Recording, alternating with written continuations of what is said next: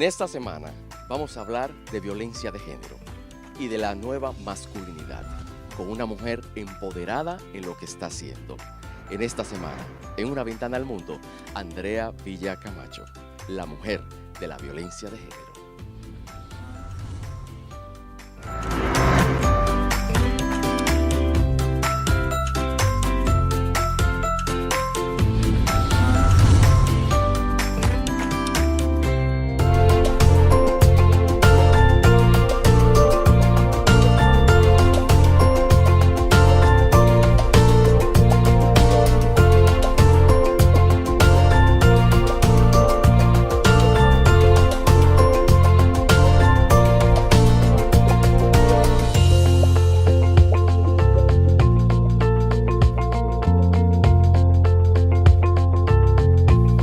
Una Ventana al Mundo. Hoy, en esta ocasión, vamos a hablar de violencia de género y de la nueva masculinidad.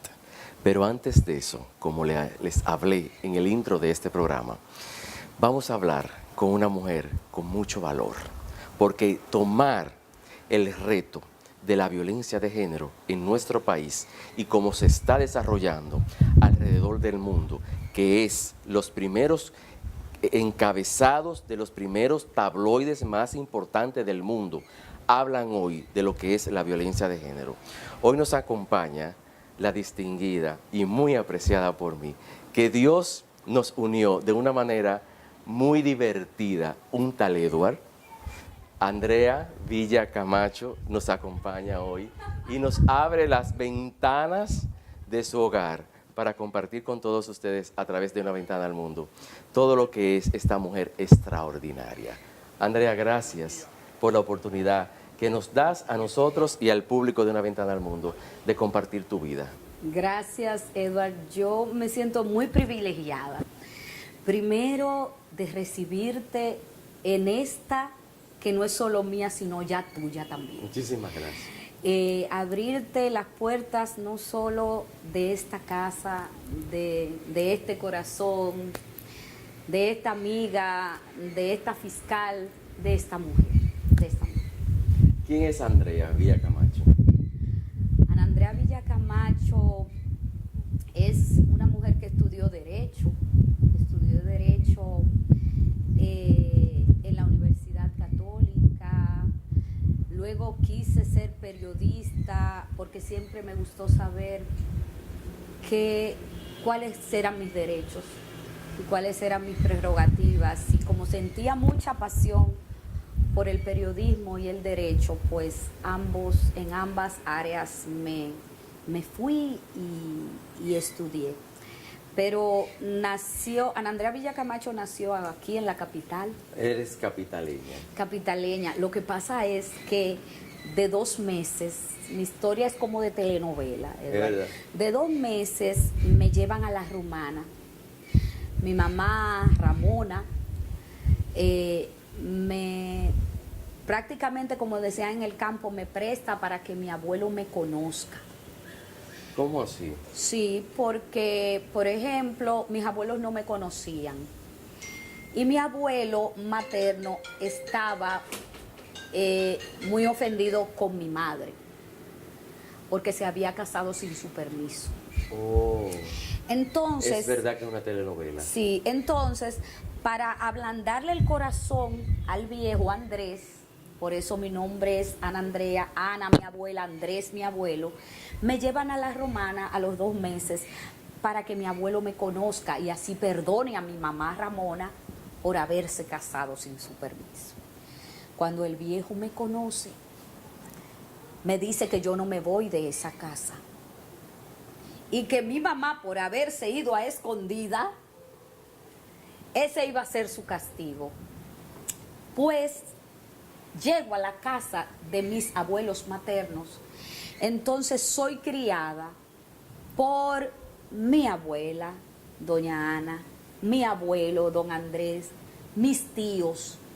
Y entonces en la Romana soy criada como una niña rodeada de amor, donde, por ejemplo, si yo lloraba, mi abuelo salía incómodo, que qué me habían hecho que la niña lloraba. O sea, y fui rodeada, fui creciendo rodeada del cariño de mis padres biológicos, pero con el valor agregado que era la luz de los ojos de mi abuelo y mi abuela, y todo lo que yo decía era santo, era palabra de Dios. Entonces luego Dios me da la oportunidad de venir a la capital con mi mamá de crianza, doña Iris. Venimos a la capital a ¿Pero qué tiempo a duró trabajar. en la Romana?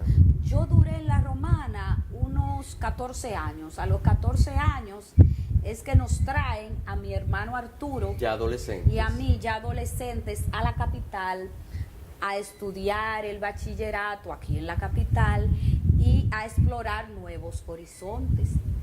Cuando yo me fui de la Romana me hicieron una despedida, eso fue mucho llanto, porque yo no quería dejar mi Romana, donde yo caminaba por las calles con 3 moñitos, donde yo, por ejemplo, ayudaba a doña Iris en el colegio a vender jugos, donde era una niña que iba cuando salía del colegio a buscar la leche, a comprar el galón de leche, donde doña Guillermina, y era una niña donde en mi casa veía el valor del trabajo, el valor del estudio. Nunca vi, yo digo con orgullo, un cobrador en mi casa. Nunca cortaron la luz ni el teléfono. Gracias a Dios. Se comía lo que se tenía. Y si se tenía un solo par de zapatos, con ese par de zapatos se vivía. Pero lo que más llevo como legado de mi familia es que las mujeres de mi familia son muy trabajadoras. Por eso mi historia es de novela, porque tengo 3 madres. Doña Ramona, Abuela.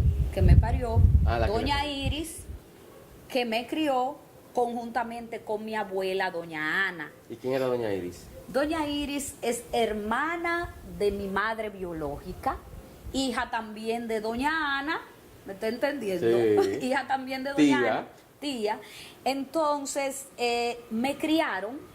Mis tíos para mí son mis padres. O sea, como me crié como la mascota de mis abuelos, donde yo hacía de las mías, por ejemplo, y cuando me venían a reclamar, yo me escondía debajo de la falda de mi abuela y mi abuela decía, muchísimo cuidado con ponerle la mano.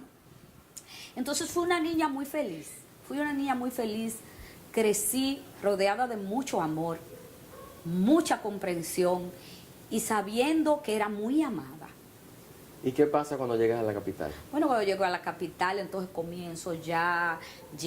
llegamos a vivir a la vecina isla de Santo Domingo Este, Cancino Segundo City, y entonces pues ahí comencé a hacer una vida de adolescente, a estudiar el bachillerato, entro a la pastoral juvenil, a trabajar con el padre Luis Rosario, entro a formar. Me hacen coordinadora de la zona C de la pastoral juvenil. Entonces yo dirigí a los jóvenes de todas las parroquias de aquel lado. Se empieza a involucrar en lo que son las actividades. Sí, ahí empieza mi liderazgo. Okay. Ahí empiezo yo a desarrollar un liderazgo innato que no sabía. Yo, por ejemplo, montaba conciertos. Yo montaba en la parroquia retiros, yo estaba siempre con los jóvenes y ya se me veía como la líder de los jóvenes, tanto de la parroquia, de mi parroquia antigua, que era Santa María Reina, como las demás parroquias.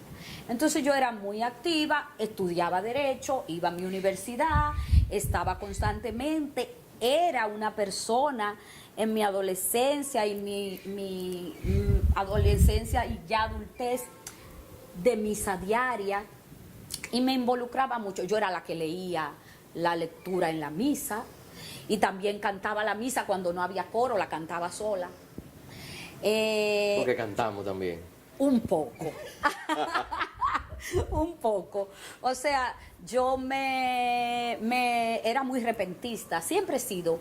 Ana Andrea siempre ha sido muy repentista, muy transparente. Pero muy involucrada en las actividades sociales y de la comunidad. Sí, siempre me ha gustado hacer cosas. Soy inquieta.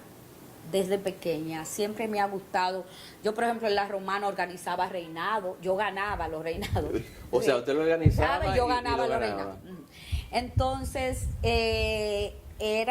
y entonces ya cuando llego ya a la capital, entonces empieza a crecer un liderazgo, no solo en la pastoral juvenil, sino por ejemplo en el colegio Cristo de los Milagros, yo era la locutora de las actividades. La presentadora. La presentadora. Pero eso fue lo que te fue formando, ¿verdad? Que tras la pausa vamos a hablar de que esta mujer es abogada, periodista, presentadora y tiene su propio programa de radio. Pero eso es tras la pausa, aquí, en Una Ventana al Mundo.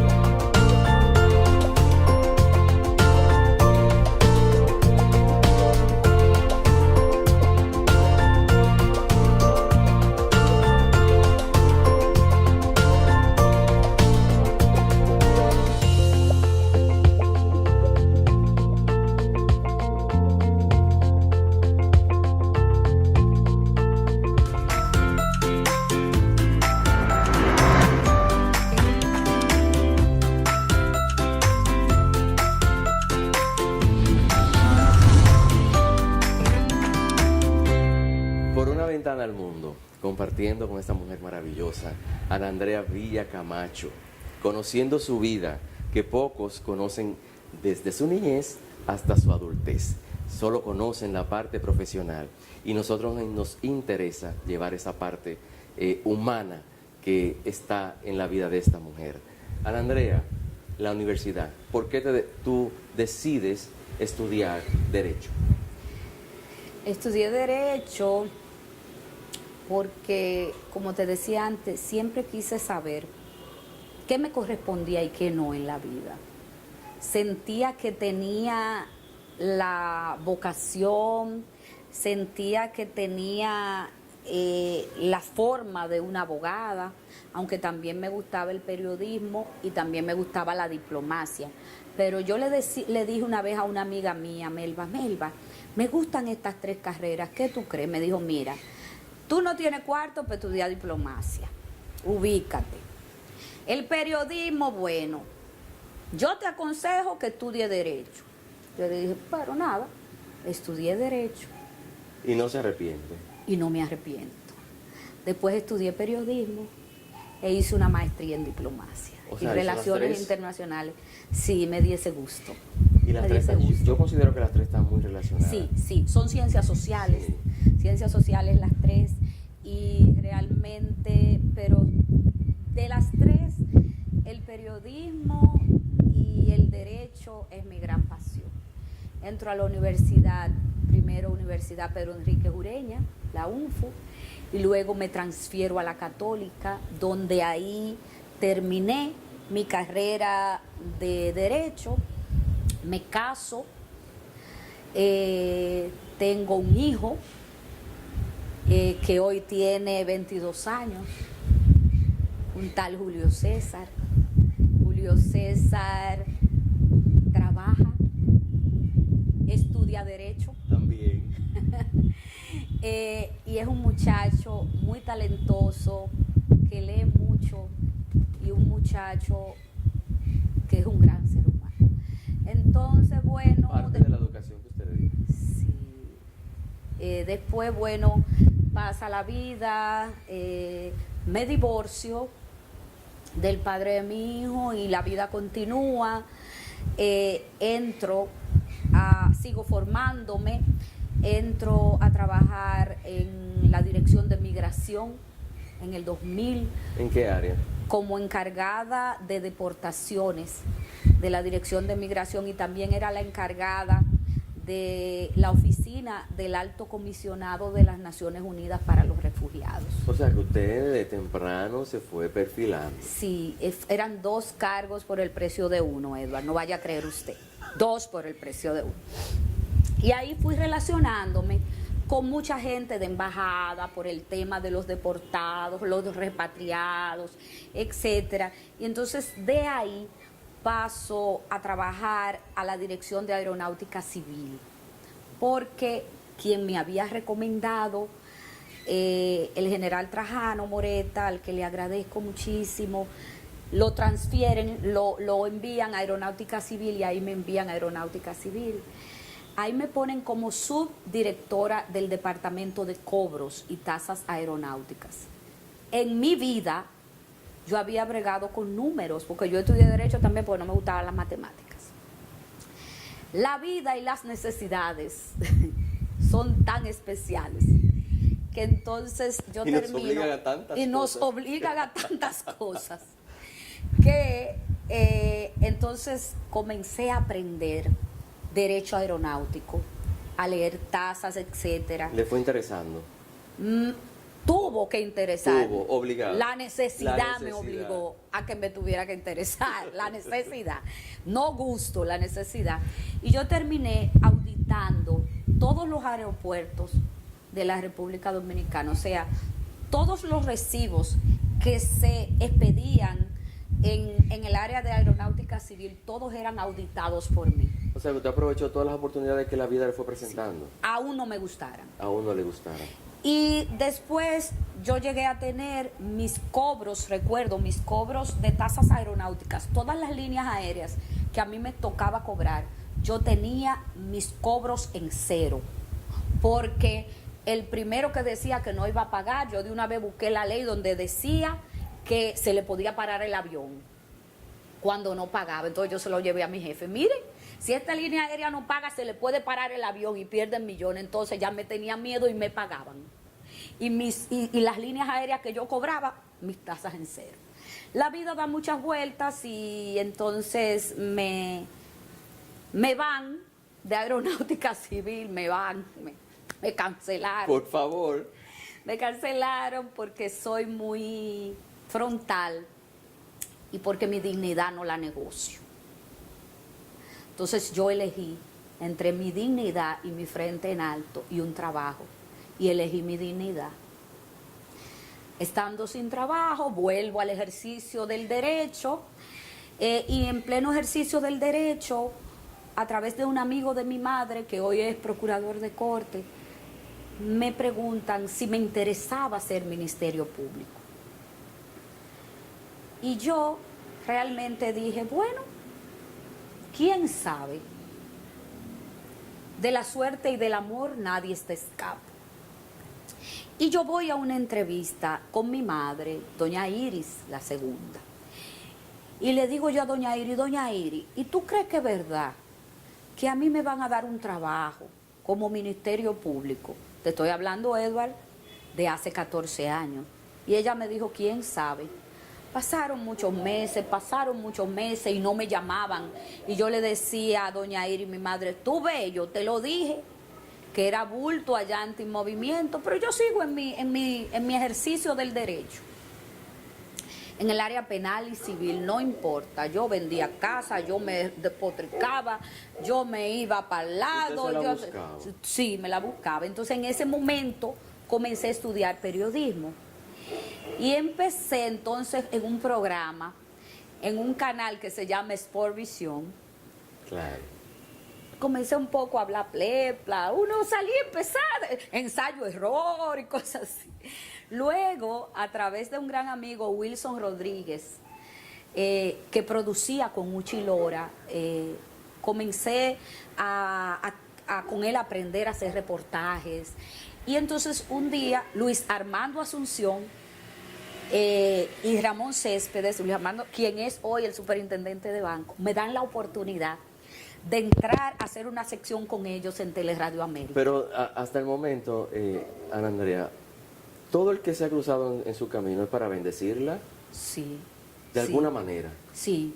¿Y usted ha Todo- aprovechado las oportunidades? Sí, Luis Armando Asunción me decía el otro día que yo le daba las gracias por algo. Me decía, es que a ti se te olvidó cómo me tratabas en tu casa. A mí no. Entonces, yo siento, mi hijo me dice que es que yo privo en simpática y popular. Y no es cierto. Es que yo siento que soy muy transparente, que no finjo, yo no sé fingir. Cuando algo no me gusta, tú lo vas a saber. O sea, de que una usted y vez. yo somos pana full de verdad. Sí. Pero tras la pausa, aquí hay una ventana al mundo. Eso Ay, lo Dios. vamos a desarrollar. Ay, Dios.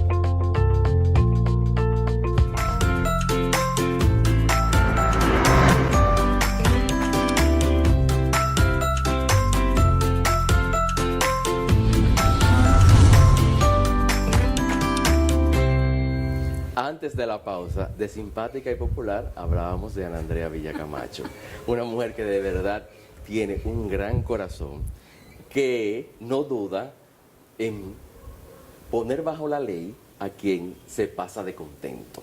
¿Verdad que sí? Ay, sí, eso sí es verdad. Eso sí es verdad. Yo pienso mucho en lo justo. Y yo creo mucho en que Dios me va a pedir cuenta. Y que la vida es un boomerang. Que lo que tú haces se revierte. Y es que en mi vida lo he visto. Dos grandes verdades te he dicho.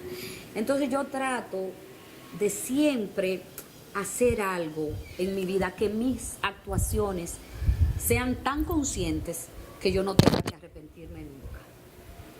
Y por eso trato siempre de que mis decisiones en mi casa, con mi marido, sean justas. Entonces, usted llega, esperó varios meses, ¿y qué Ajá. pasó? Bueno, esperé varios meses sin trabajo, un muchacho que mantener. Buscándosela para mantener al joven. Buscándomela, con, ¿verdad? Con medio prángana. Sí. Y entonces, un día me llama José Manuel Hernández Peguero y me entrevista. Y me dice, ¿a usted le interesa ser ministerio público? Yo, falta de trabajo. Le dije, sí, a mí me interesa. ¿Y usted quiere que yo le dé trabajo? Yo le dije, hagamos algo. Pruébeme 3 meses. Y si yo no le doy resultados, usted me manda para mi casa, mire, sin remordimiento. Él se echa a reír y me dice, como quien dice, ¿y esta mujer? Me dijo, yo la voy a emplear. Y entonces ahí empiezo como ministerio público por contrato, no había hecho la carrera en ese momento, por el Tribunal de Tránsito. Entro a AMET, a la sala de contravenciones, full de gente, motoristas, choferes matándose porque le dieron palo al otro, porque le interrumpió su ruta o no tenía ruta. Y todos esos shows, comencé trabajándolo en AMET. Al mes de yo estar en AMET, ya era subdirectora de la Fiscalía de AMET. O sea, Y entonces ese mismo año, en diciembre, yo entro al Ministerio Público el 25 de julio del 2005. Entonces, ese mismo año, en diciembre, me ascienden de fiscalizadora, que entré, con el primer escalafón me ascienden como procuradora fiscal. En ese momento se llamaba Junta, y entonces me envían a la que es hoy la Rómulo como fiscal investigadora de la unidad de violencia de género del Ministerio Público. pero ¿qué vieron en usted en ese momento que la ubican en la unidad de violencia de género? Mire, yo no me atrevo a decir que José Manuel Hernández Peguero vio. Yo sé que se hablaba de mí, él hablaba de mí como una persona que él veía con talento, con potencial. Y a medida que fueron pasando el tiempo, yo empecé a enamorarme de mi trabajo como Ministerio Público. Empecé a echarle muchas ganas, a estudiar mucho, a echarle pasión. Y desde ese momento me sentí identificada y conectada con el dolor de la gente. Me dolía... ¿Qué encontró en la unidad de violencia de género? ¿Qué usted encontró? Me dolía mucho ver cuando una mujer llegaba descalza, con la ropa rota, con 3 niños, diciendo, si yo vuelvo a mi casa, mi vida no se salva. Me conecté con ese dolor y decidí desde ese momento hacer de esa causa mi estilo de vida. Pasé mucho trabajo, no fue fácil, fui fiscal en Gualey, en María Auxiliadora, me mandaron para los Guandules, me mandaron para Villa Consuelo, para Villa Juana, para Villas Agrícolas, para Carretera Sánchez, anduve todas las fiscalías comunitarias y luego, como yo no era fiscal de carrera, tuve que salir porque llegó un concurso de fiscales de carrera y tuve que ceder mi plaza. Luego llego entonces a ser directora de declaraciones tardías y vino un concurso público para optar como fiscales de carrera. Y yo no quería concursar. ¿Cuáles eran las condiciones que había que tener para...?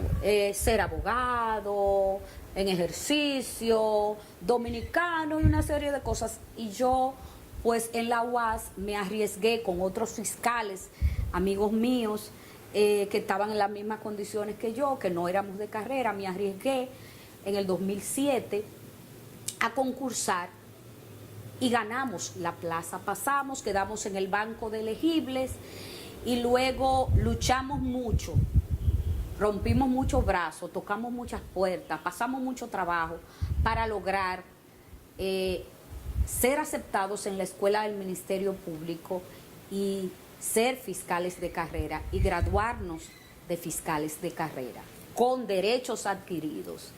Y seguí en mi lucha, luego termino siendo la coordinadora de la Fiscalía Comunitaria de Zona Colonial.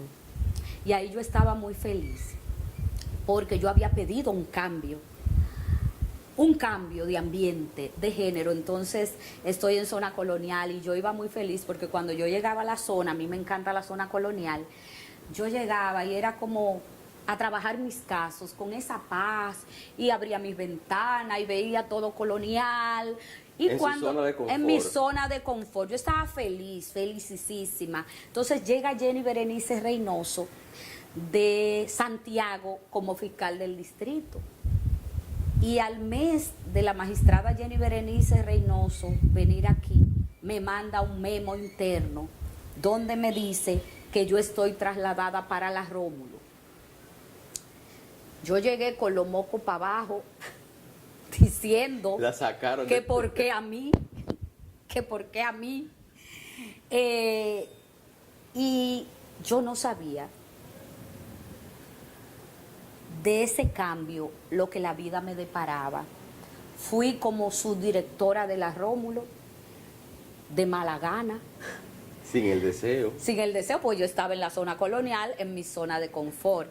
Y luego de unos meses resulta que pide su traslado la directora de la Rómulo y la magistrada Jenny Berenice me da la responsabilidad de ser la directora del departamento más importante de la Fiscalía del Distrito, que es el Departamento de Violencia de Género. La gente cree que la Rómulo es solo la Rómulo. El Departamento de Violencia de Género del Distrito Nacional comprende 12 fiscalías donde tienen áreas de género.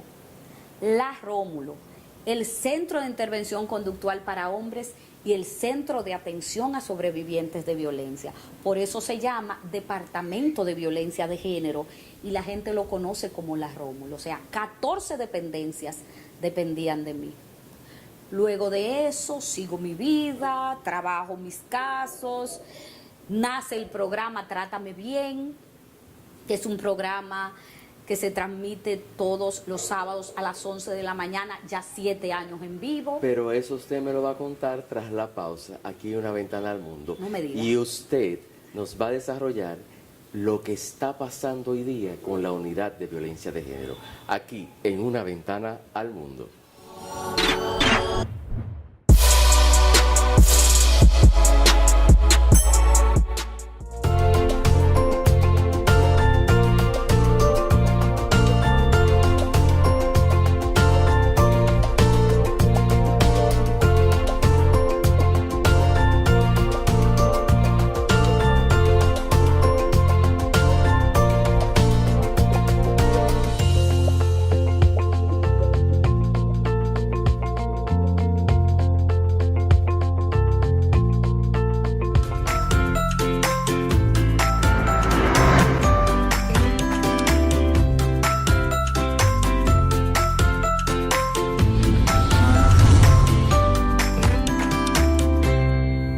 En Una Ventana al Mundo, Ana Andrea Villa Camacho, hablando de unidad de violencia de género en este momento.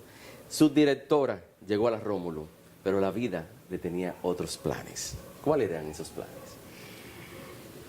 Y yo no lo sabía. Y usted no lo sabía. Sí, luego de unos meses, la magistrada Jenny Berenice me da la noticia de que soy la nueva directora de la Rómulo y que tenía la responsabilidad de no solo la unidad de la Rómulo Betancourt, sino de 11 áreas en las diferentes fiscalías comunitarias donde había una unidad de género, supervisar el Centro de Intervención Conductual para Hombres y el Centro de Atención. Sentí mucho temor, reconozco. No pero sabía. porque si ya usted sabía manejar el tema. Sí, pero yo decía, bueno, es que yo creía que era una responsabilidad tan grande, que siempre los cambios, en principio, dan temor. Si no hay crisis, no sirve. Dígamelo a mí. Entonces, comencé día y noche, 24/7, a trabajar muy duro, a cambiar esquemas, cambiamos la forma de investigar, implementamos un proceso de calidad a los casos de violencia de género, medidas de protección efectivas a las víctimas. Logramos inclusive que se generara la remodelación de la Rómulo Betancourt, convertida en una unidad modelo.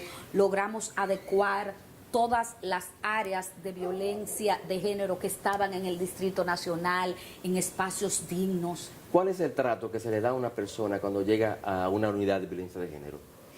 ¿Qué reciben ellos? Cuando va a una unidad de violencia de género, reciben un trato digno, reciben yo no diría la palabra sensibilización, se sienten acogidos, sino acogidos, conectados, respetados, porque eso es parte de sus derechos. Escucha. Se le escucha. El fiscal y el que trabaja, principalmente en el caso de violencia de género, lo que somos son servidores públicos. No le hacemos favores a nadie. Estamos ahí con un rol muy especial, porque la violencia contra las mujeres y contra las niñas, niños y adolescentes es un delito especial. Entonces, en un sitio digno, acogedor, que se sientan bien no solo el servidor público que da el servicio a las víctimas, sino que las víctimas se sientan que llegan a un lugar decente, digno, y reciben un trato de calidad y una protección efectiva y rápida a sus casos y una respuesta efectiva a sus casos, porque estamos hablando de la vida de ellas. Entonces, eso es lo que expresa y la gente encuentra en las unidades, y cada vez más estamos inmersos en asuntos y cambios que vayan a mejorar la calidad en el servicio que se le da a las víctimas. Una pregunta, ¿hay violencia contra el hombre o es la menos? Existen casos de violencia contra los hombres. ¿Y se reportan? Y se reportan y se denuncian. Lo que pasa es que en esta cultura machista, las personas que reciben más abusos menosprecios, malos tratos, muerte, asesinatos, no son los hombres, son las mujeres. Los hombres son los menos, las mujeres son las más. Y yo digo siempre, a los hombres no lo están asesinando, a quienes están asesinando es las mujeres. Entonces, nos toca trabajar con un gran problema. Y a las un mujeres, problema de salud pública. A las adultas y a las niñas hoy día, porque tenemos casos recientes de niñas abusadas Sí. y que han sido muertas. Sí, lamentablemente hemos visto con mucha preocupación cómo la mayoría de víctimas son adolescentes, son mujeres jóvenes. Y cuando hablamos de los casos que se dan de violencia feminicida, hay patrones y conductas comunes. Las mujeres habían dejado la relación, se negaban a volver con el agresor, eran jóvenes, son muertas la mayoría a través de armas de fuego. Pero ahora vemos también que son crímenes cada vez más horrendos, con actos de tortura y barbarie. Es un problema grave lo que tenemos en nuestras manos. Entonces, evidentemente, no es fácil lo que tenemos, pero nadie dijo que lograr las cosas al final tiene que ser el principio fácil. Los comienzos siempre son difíciles. Y en este tema de la violencia, yo digo que no podemos dormirnos ni cruzarnos de brazos porque la violencia no toma vacaciones. El abuso contra las mujeres no toma vacaciones. El machismo y el abuso está en el hogar, en el lugar donde supuestamente la mujer es más segura, está el abuso. Dicen psicólogos que la violencia y el amor conviven en una misma cama. El machismo, que es una cultura donde el hombre machista entiende que tiene un poder supremo sobre la mujer. Se aprende, se aprende, es una conducta aprendida. El hombre no nace violento, aprende a ser violento, por eso entendemos que se puede desaprender.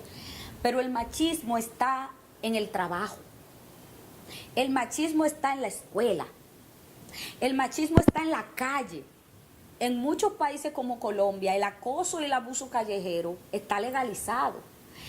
El machismo está en los medios de comunicación, el machismo está en la música, el machismo está en la política. El machismo convive en todos lados. Lo que pasa es que por cultura nos hemos mal acostumbrado a normalizar la violencia y hemos visto inclusive la violencia como normal. La violencia convive cotidiana, pero muchas veces no la vemos. Y existe una explicación científica dicha por los expertos por qué no la vemos. Entonces, contra esos derechos fundamentales que son violados, vejados y ultrajados hacia las mujeres, que son la mayoría, y las niñas, por eso luchamos, por eso trabajamos. ¿Cuál es el nuevo plan? ¿Qué tenemos ahora fresco para combatir la violencia de género? Bueno, Edward Ramírez, la vida da tantas vueltas que el año pasado, yo que tenía la Rómulo Betancourt y la unidad de violencia de género, el departamento de violencia de género de la Fiscalía del Distrito en un puño y en una zona de confort.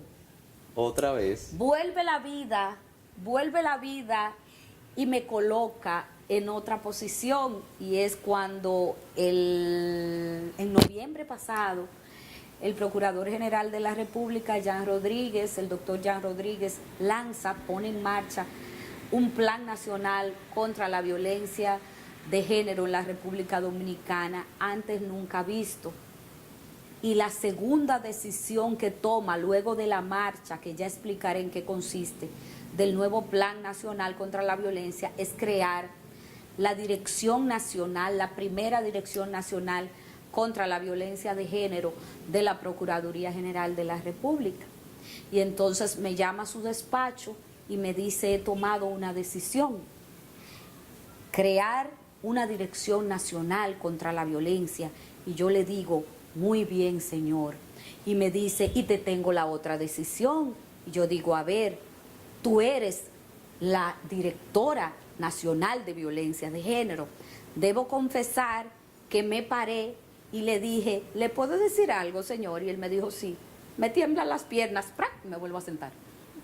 Él se ríe porque ya entendió que yo soy muy repentista y entonces pone en nuestras manos el reto de trabajar la violencia de género, de supervisar la violencia de género en todo el país. Pone el gran reto en nuestras manos de llevar a cabo, de poner en marcha ese plan nacional contra la violencia que tiene 3 ejes importantes. ¿Cuáles son? La prevención del delito, la persecución efectiva del delito y la atención oportuna a las víctimas. Pero no en la Rómulo de Betancourt, donde yo lo tenía todo fríamente calculado, sino a nivel del país. El plan ambicioso, pero muy concreto, muy sincero y muy real, contempla desde las medidas de protección efectiva a las víctimas, desde la creación de 14 nuevas unidades en todo el país, que ya a pocos meses se han inaugurado 4 unidades especializadas, modelos en el país, y es pretensión del Plan Nacional cubrir todo el territorio nacional, que no exista un distrito judicial que no tenga una unidad de violencia de género, donde las mujeres puedan de manera cercana acceder a la justicia, que las unidades que eran 19 que existían cuando se creó el plan sean remozadas, que las fiscales tengan todo lo necesario para dar la respuesta, trabajos de prevención, trabajo coordinado con entidades como la Policía Nacional, CONANI, Ministerio de Educación, Ministerio de Cultura, Ministerio de la Mujer. En conclusión, un gran reto de nuevo. Y un gran plan. Y un gran plan. A continuación, yo quiero en el próximo bloque que usted nos defina qué es el nuevo machismo o la nueva masculinidad. ¿Cuál es la diferencia? Tras la pausa, aquí en Una Ventana al Mundo, hablando, conversando, compartiendo con una gran mujer.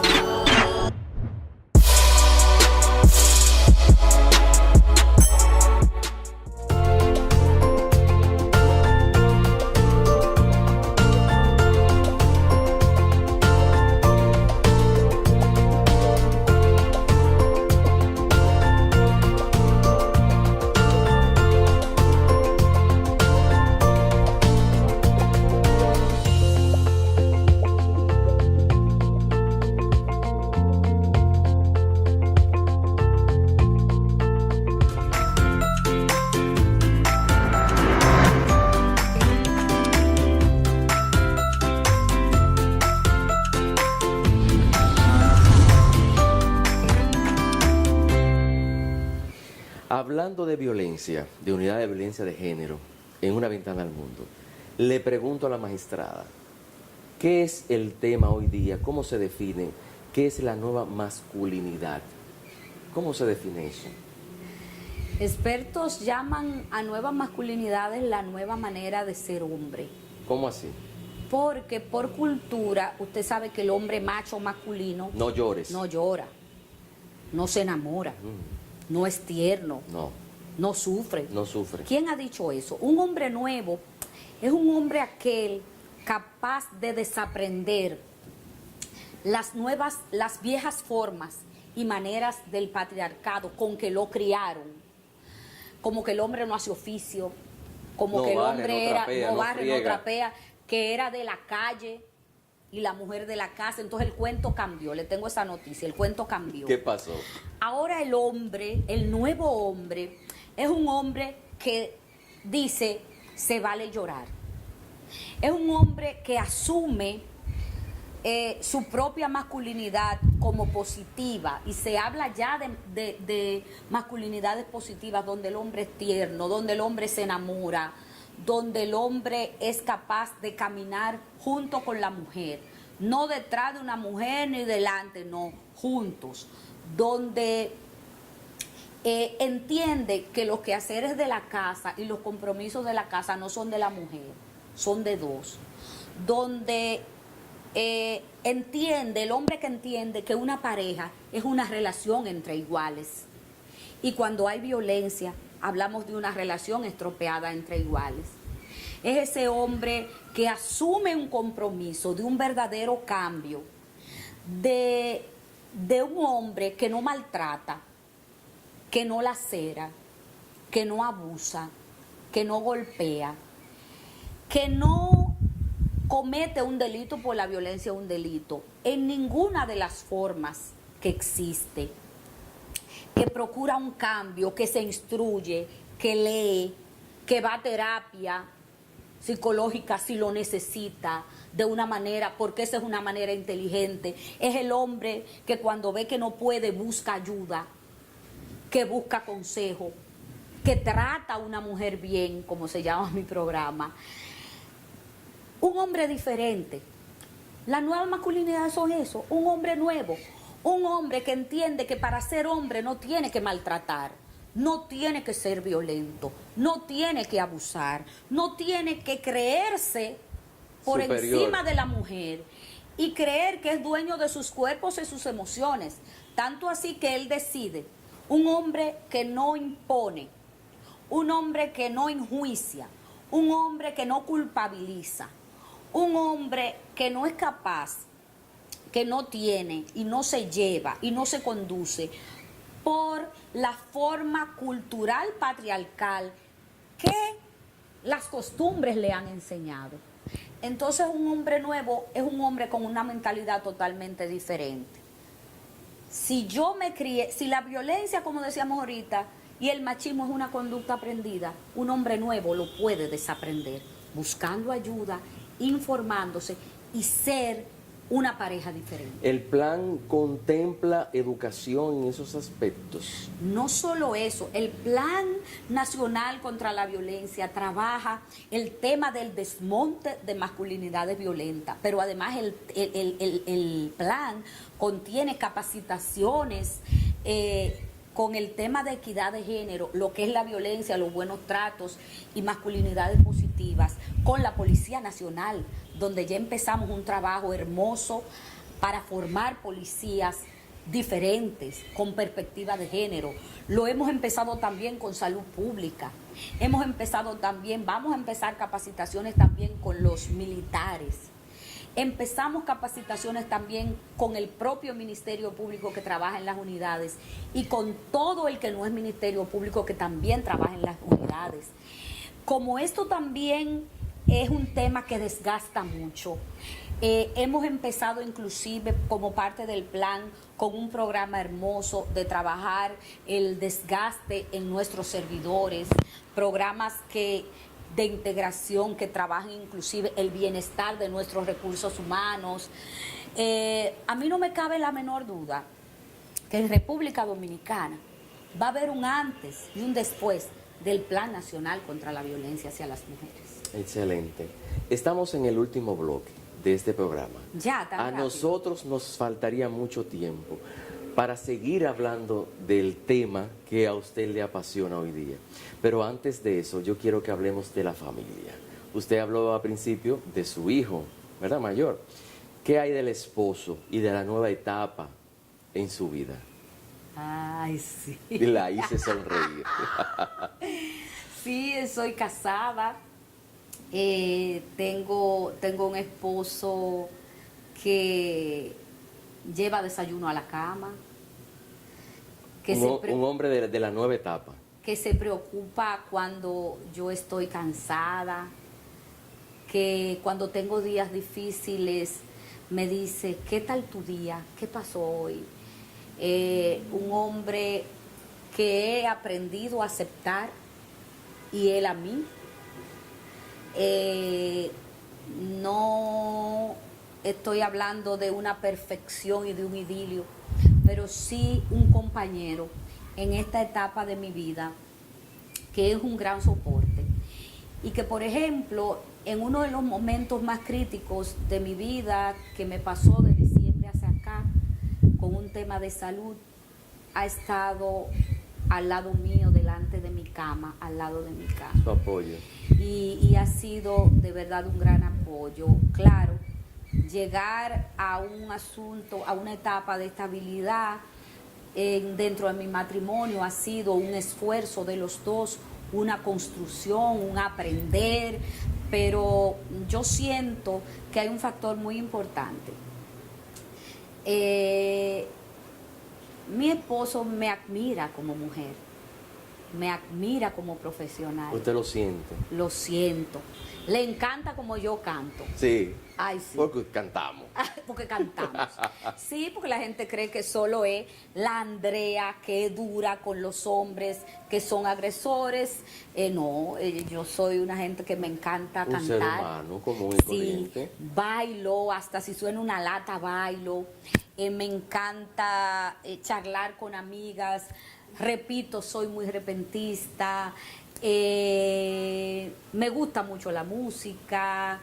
Yo pienso que soy una mujer apasionada de lo que hago. Yo digo que si usted decide ser barrendero, barra con pasión y barra diferente, que cualquier día alguien lo va a ver barrer de manera diferente, que creo en Dios, que tengo mucho temor de Dios y que creo en la familia y que creo y que sueño que mi país va a ser diferente, que vamos a tener, un día nos vamos a despertar y vamos a ver que las mujeres vamos a ser sujetos de verdaderos derechos de verdad, que espero, que sueño con que nuestros nietos tengan un país diferente, un país donde los valores vuelvan a valer, donde todos juntos podamos unirnos para hacer el bien. Sueño mucho, pero creo en mis sueños y creo que solo los sueños y las metas dan razón a tu vida. Yo creo que nos faltaría mucho, pero mucho tiempo. Vamos a grabar otra vez Otros programas para seguir llevando este buen mensaje. Ana Andrea, gracias. Gracias. De verdad que no me equivoqué. Déjeme decirle, antes de cerrar, que esta ha sido para mí una de las entrevistas más especiales. Nadie había venido a mi casa a hablar de mi vida. Y de verdad que yo me siento, Eduard, honrada, sorprendida, y hago el compromiso público que me tienes que hacer otra entrevista. Gracias del alma por el respeto, la consideración y la admiración que me tienes, de verdad. Primero, o sea, está de más. Yo sé que en las cámaras nosotros no podemos mentir. Mi admiración por usted. Gracias de verdad del alma. Y repito que no me equivoqué. Nosotros en Una Ventana al Mundo siempre tratamos de llevar mensajes positivos a las personas, porque hoy día la sociedad eso es lo que necesita. Mensajes con valor y positivos. Gracias por abrir las ventanas de este hogar, de tu maravilloso hogar, a todo el equipo de Una Ventana al Mundo y hacernos sentir desde que llegamos, desde el parqueo, hacernos sentir que estábamos realmente en nuestra casa. Y me siento muy orgulloso de compartir con una mujer con una trayectoria y una historia que es inigualable, porque todos somos diferentes y la tuya es diferente. Gracias, Ana Andrea. Entonces, el país tiene que sentirse muy orgulloso de ti. Ay, y a ustedes, amigos, una vez más, gracias por estar pendiente de Una Ventana al Mundo, RNN Canal 27. Todos los domingos de 5 a 6 estamos aquí esperándolo para que ustedes nos abran las ventanas de su corazón. Hasta la próxima.